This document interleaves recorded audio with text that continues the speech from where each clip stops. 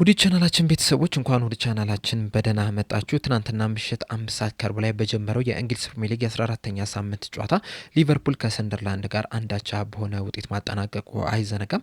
ከጨዋታው በኋላም አሰልጣኝ አርነ ስሎት፣ ፍሎሪያን ቪርትዝ እንደዚሁም ደግሞ ከርቲስ ጆንስ በጨዋታው ዙሪያ የሰጡት አስተያየት አለ።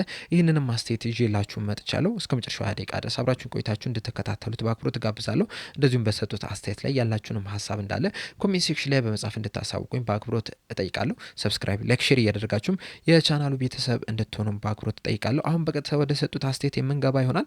በመጀመሪያ የምንመለከተው አሰልጣኝ አርነ ስሎት የሰጡትን አስተያየት ይሆናል። በመጀመሪያም በአጠቃላይ በጨዋታው ዙሪያ ነበር አስተያየታቸውን እየሰጡና በሰጡትም አስተያየት በጨዋታው ላይ ደስ የሚልም ነገር አይቻለሁ፣ ደስ የማይልም ነገር መመልከት ችያለሁ። በጨዋታው ላይ ብዙ እድሎችን መፍጠር እፈልግ ነበረ፣ ነገር ግን ደግሞ ከሰንደርላንድ ጋር ስንጫወት ምን ያህል ከባድ ጨዋታ እንደሚሆን ሁላችንም እናውቅ ነበር። ምክንያቱም በዚህ ሲዝን ሰንደርላንዶች እያሳዩት ያለውን እንቅስቃሴ ስንመለከት እስካሁን ድረስ ባደረጓቸው 14 የፕሪሚየር ሊግ ጨዋታዎች በአራት አጋጣሚ ብቻ ነው ከአንድ ጎል በላይ የተቆጠረባቸው።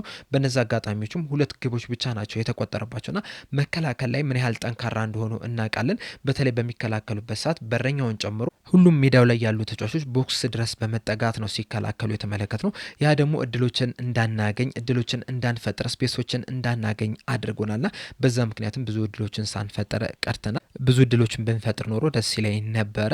ነገር ግን ደግሞ ከዛ በተቃራኒው ደግሞ ብዙ እድሎች በእኛ ላይ አልተፈጠሩም። የተቆጠረችዋን ግብ ስንመለከት ራሱ ያን ያህል ትልቅ ቻንስ ናት ልንላት የምንችል አይደለችም። አንደኛ ከርቀት የተመታች ኳስ ነች። ሁለተኛ ደግሞ የቨርጅል ቫንዳይክ ዲፍሌክሽን ባይኖር ኖሮ ወደ ግብነት የምትቀየር ኳስም አልነበረችም እና ያን ያህል ቻንስ ናት ልንላት የምንችላት አይነት ኳስ አይደለችም። በጨዋታው ላይ በአጠቃላይ ግን ብዙ ቻንሶችን ክሬት አድርጎብናል ብዬ አላስብም። በተጨማሪም ጎል ካስቆጠርብን በኋላ አቻ ለመሆን ጨዋታውን ለማሸነፍ ያደረግነውን እንቅስቃሴ በጣም ወድጄዋለሁ። ምክንያቱም በዚህ ሲዝን ቀድሞ ጎል ሲቆጠርብን አቻ ለመሆን ስንቸገር ነበረ። እድሎችን ለመፍጠርም በጣም ስንቸገር መመልከት ችለናልና በዚህ ጨዋታ ላይ ግን አቻ ለመሆን ጨዋታውን አሸንፎ ለመውጣት ያለንን ሁላ መስጠት ችለናል። በዛም በጣም ደስተኛ ነኝ። ነገር ግን አሁንም በጣም ብዙ መስተካከል የሚገባቸው ነገሮች አሉ። ብዙ የሚቀሩ ነገሮች አሉ። ማሻሻል ያሉብን ብዙ ነገሮች አሉ። በአጠቃላይ በዚህ ጨዋታ ግን ደስ የሚልም ነገር አይቻሉ፣ ደስ የማይልም ነገር አይቻሉ የሚል አስተያየትን ሰጥቷል። በመቀጠል አስተያየታቸውን የሰጡት ደግሞ በፌዴሪኮ ኬዛ ዙሪያ ነው። በጨዋታው ላይ እንግዲህ ድንቅ የሚባል መከላከልን ማሳየት ችሏል። በዛ ዙሪያ በሰጡትም አስተያየት በጨዋታው ላይ 1-1 ከሆንን በኋላ በጣም አስጨንቀናቸው ነበር። በተደጋጋሚ ወደ እነሱ የግብ ክልልም ስንደርስ ነበረ። በተደጋጋሚም የኮርና ምቶችንም ስናገኝ ነበር፣ ቅጣት ምቶችንም ስናገኝ ነበርና ሰንደርላንዶች ከሜዳቸው እንዳይወጡ ማድረግ ችለን ነበረ። ነገር ግን ደግሞ በአንዱ ሴት ፒስ ኳሱን በሚዋጣበት ሰዓት የሰንደርላንዱ በረኛ ኳሷን ይዛታል። ከዛ በኋላ ፊት ለፊት ላይ ለነበረው ተጫዋች በረዥሙ ነበረ የጠለሰለት። ከዛ በኋላ ነው እንግዲህ የፌዴሪኮ ኬዛን ያደረገውን እንቅስቃሴ ልናደንቅለት የሚገባው። ምክንያቱም በዛ ሰዓት እንግዲህ በሰንደርላንዱ ተጫዋችና በፌዴሪኮ ኬዛ መካከል ርቀት ነበረና ምናልባትም አልደርስበትም ብሎ ተስፋ ሊቆርጥ ይችል ነበረ። ነገር ግን በጣም በፍጥነት በመሮጥ ተስፋ ሳይቆርጥ ያቺን ኳስ ማዳን ችሏል። በእርግጥ እዚህ ላይ አሊሰን ቤከርንም ማድነቅ መቻል አለብን። ምክንያቱም አሊሰን ቤከር ወጣ በማለቱ ምክንያት የሰንደርላንዱ ተጫዋች ወደ ላይ ትንሽ ገፋ ሊያደርገው ይችላል። ያቺን አጋጣሚ ተጠቅመው ደግሞ ፌዴሪኮ ኬዛ ኳሷንም ሊያጸዳት ይችላልና ፌዴሪኮ ኬዛ ያደረገው እንቅስቃሴ ከዚህ ጨዋታ ላይ ቢያንስ ትንሿን ነጥብ ይዘን እንድንወጣ አድርጎናል። ምክንያቱም በዚህ ጨዋታ ላይ ማሸነፍ ይገባን ነበረ። ብዙ እድሎችን ፈጥረን ነበረ፣ የተሻለ መንቀሳቀስ ችለን ነበረ። ነገር ግን ደግሞ ጎል ማስቆጠር አልቻልንም ነበርና በመጨረሻ ሰዓትም ጎል ሊቆጠርብን ተቃርቦ ነበረ። ፌዴሪኮ ኬዛ ያንን እንዳይፈጠርም ማድረግ ይችላልና ቢያንስ ትንሹ ማግኘት ያለብንን ነጥብ ማግኘት እንድንችል አድርጎናል የሚል አስተያየትን ሰጥተዋል። በመቀጠል በአንፊልድ ለሶስተኛ ተከታታይ ጨዋታ ሳታሸንፉ መውጣት እችላቸዋል። እንደዚሁም ሁለተኛው አጋማሽን ከተመለከትን ሰንደርላንዶች የራስ መተማመናቸው በጣም ከፍተኛ ሁኔታ ጨምሮ መመልከት እችለን ነበርና አንፊልድ የመፈራቱ ነገር እየቀነሰ መጥቷል ብላችሁ ታስባላችሁ ወይ ተብለው ተጠይቀው ነበርና በዚህ ዙሪያ በሰጡትም አስተያየት አንፊልድ ተፈሪነቱ ቀንሷል የሚለው ነገር ላይ አልስማማም። በእርግጥ በዚህ ሲዝን ወደ አንፊልድ ሲመጡ ክለቦች ከሊቨርፑል ነጥብ መውሰድ እንችላለን፣ አሸንፈን መውጣት እንችላለን የሚል እምነት እያደረባቸው እየመጣ ነው የሚገኘው። ምክንያቱም ደግሞ ያለፉትን ተከታታይ ጨዋታዎች መሸነፍ ችለናል። እንደዚሁም ደግሞ ባሸነፍንባቸው ጨዋታዎች ላይ ራሱ አንዳንድ ሞመንቶች ላይ ስንመለከት ጥሩ የሚባል እንቅስቃሴን እያደረግን አልነበረም የነበረውና ያ ደግሞ ለተጋጣሚ ቡድኖች እምነት ይጨምርላቸዋል። በዚህ ጨዋታ ላይ ግን እኛ የተሻለን ነበርን። በተለይ ደግሞ ሁለተኛው አጋማሽ ላይ በእነሱ አጋማሽ ላይ ነበረ አብዛኛውን ጨዋታ ስንጫወት የነበረው። በእርግጥ በተለያዩ አጋጣሚዎች የእጅም ሲያገኙ ቅጣት ምትም ሲያገኙ በረኛው በቀጥታ ወደ እኛ የግብ ክልል እየጠለዘ ከዛ ጫና ለመፍጠርም ጥረት ሲያደርጉ መመልከት ችለናል። በእነዚህም 1-3-4 አጋጣሚዎችም እኛም ልንከላከልም ተገደን ነበረ።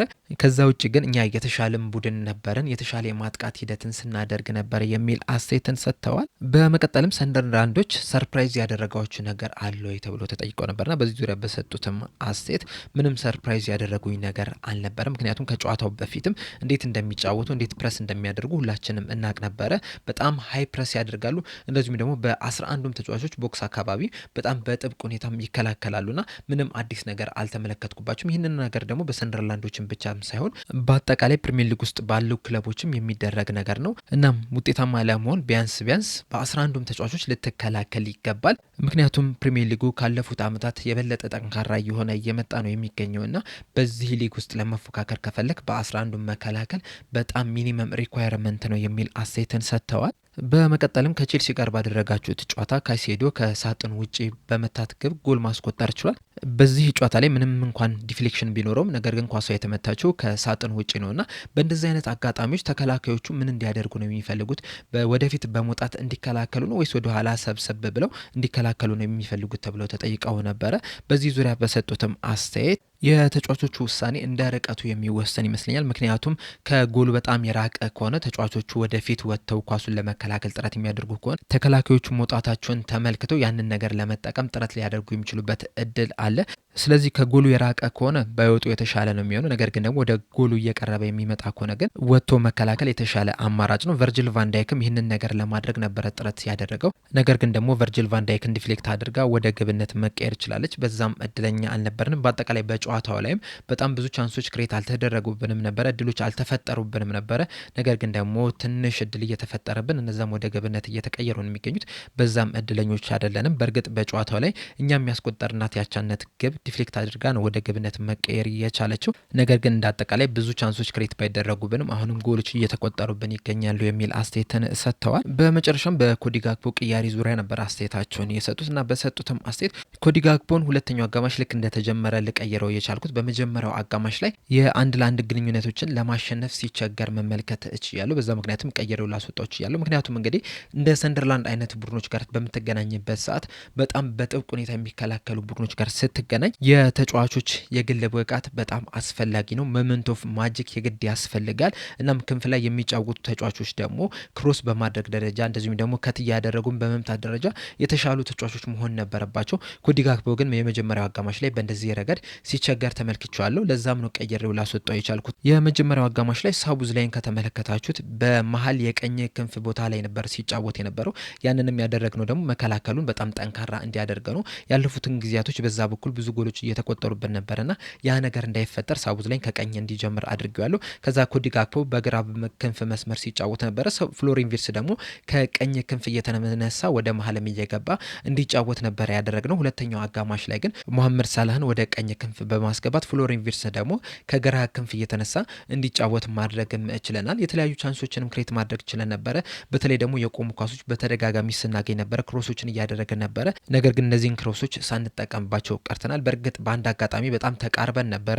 ማካሊስተር የመታትና አንገል የገጨችበት ኳስ ለግብ የቀረበች ኳስ ናት የነበረችው። ከዛ ውጭ ግን ልክ እንደዚህ አይነት ለግብ የቀረቡ ሙከራዎችን ግን ማድረግ አልቻልንም ነበረ። በመጨረሻም አንዳቻ በሆነ ውጤት ልናጠናቀቅ ችለናል የሚል አስተያየትን ሰጥተዋል። በአጠቃላይ አሰልጣኝ አርነ ስሎት የሰጡት አስተያየት ይህንን ይመስል ነበር። በቀጣይ አስተያየታቸውን የሰጡት ደግሞ ፍሎሪን ቪርትስና ከርቲስ ጆንስ ነበሩ።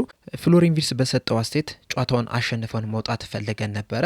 አቻ በመውጣታችን ደስተኛ አይደለንም። በእርግጥ ያለፉትን ጥቂት ሳምንታት ውጤታችን ጥሩ አይደለም፣ እያሳየነው ያለነው እንቅስቃሴም ጥሩ አይደለም። ከዛም ለመውጣት ከፍተኛ ጥረት እያደረግን ነው የምንገኘው። ራሳችን ላይ በደንብ እየሰራ ነው የምንገኘው። እያንዳንዷን ጨዋታ አሸንፈን ለመውጣት ከፍተኛ ጥረት እያደረግን ነው የምንገኘው።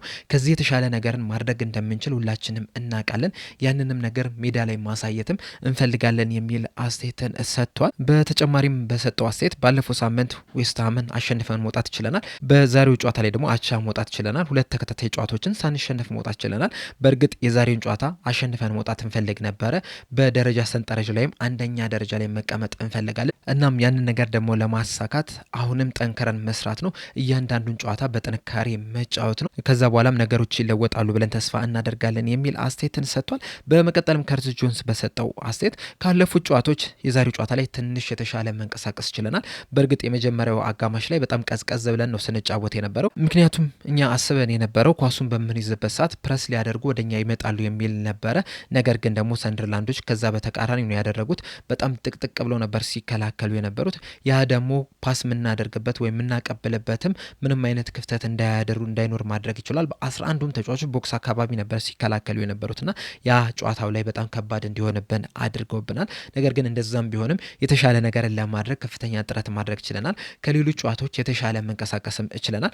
ጎል ከተቆጠረብንም በኋላ አቻ ለመሆን አሸንፈን ለመውጣትም በጣም ከፍተኛ ጥረት ማድረግ ችለናል። አሁን ላይ በጣም ጥቃቅን የሚባሉ ነገሮችን ማስተካከል የምንችል ከሆነ ወደ አሸናፊነት መመለስ እንደምንችል ሁላችንም እናውቃለንና እነዚህን ጥቃቅን ነገሮች ምንድነው የጎደሉ ነገሮች የሚለውን ነገር ፈለገን እንግዲህ ማስተካከል መቻል አለብን የሚል አስተያየትን ሰጥቷል። በአጠቃላይ ከጨዋታው በኋላ የተሰጡት አስተያየት እነዚህን ይመስሉ ነበር። በእነዚህ ዙሪያ እንግዲህ ያላችሁን ሀሳብ እንዳለ ኮሜንት ሴክሽን ላይ በመጻፍ አሳውቁኝ። ለአሁን እኔ እዚህ ላይ ያበቃው። በቀጣይ በሌላ እስከምንገናኝ ድረስ ሰብስክራይብ፣ ላይክ፣ ሼር ማድረግ እንዳትረሱ። ቸር ያቆየን።